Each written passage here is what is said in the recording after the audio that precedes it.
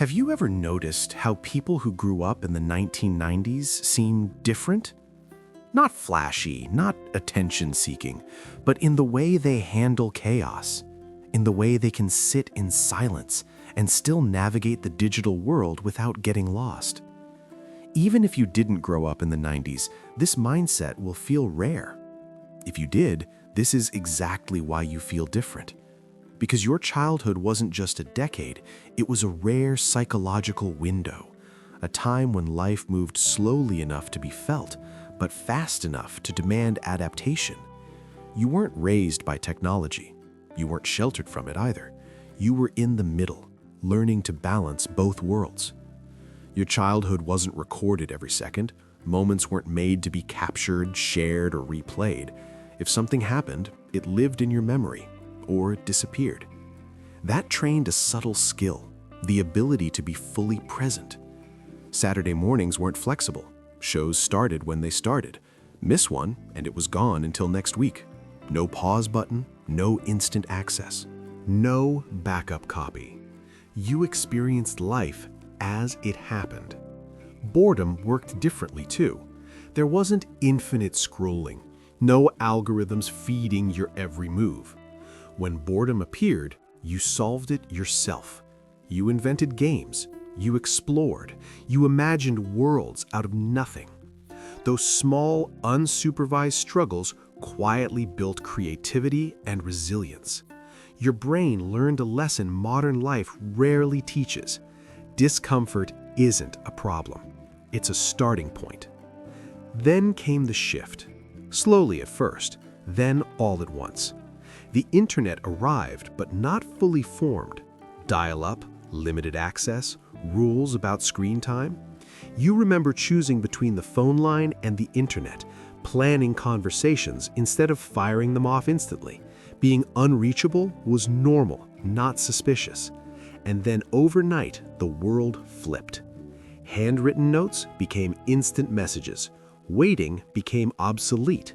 Privacy became public. You didn't grow up inside this world, you watched it arrive. That's what makes the 90s mindset so unique. You understand speed without worshiping it. You appreciate convenience without confusing it with fulfillment. You can connect digitally, but you know real connection doesn't start on a screen. You carry dual awareness, one foot in the past, one in the present. Patience was built into everyday life. Movies didn't appear instantly. Music didn't appear at the click of a button. You saved, waited, and anticipated, and that delay made rewards meaningful. Time plus effort equals value. This wiring didn't disappear. It shows up in how you work, love, and make decisions. Most people today feel lost when things don't happen instantly or panic if a text goes unanswered for 5 minutes. You don't.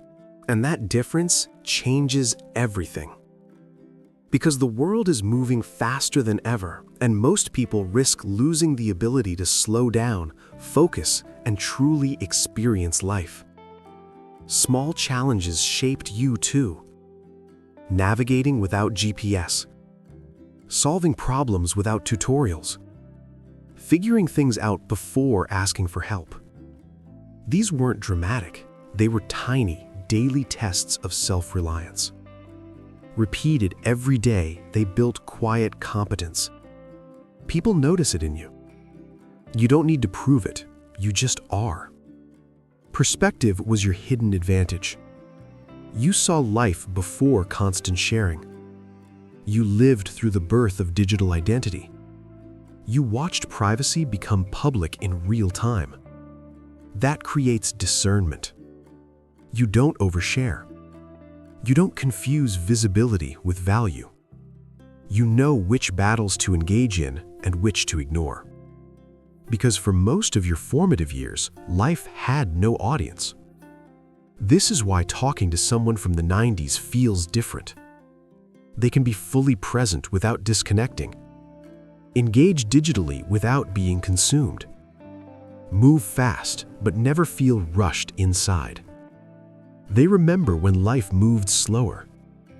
And instead of trying to go backward, they carry that rhythm forward. The psychology of the 1990s isn't about being better than any other generation. It's about contrast. Analog roots, digital fluency, scarcity before abundance, silence before noise. This combination created a mindset that values depth in a world obsessed with speed.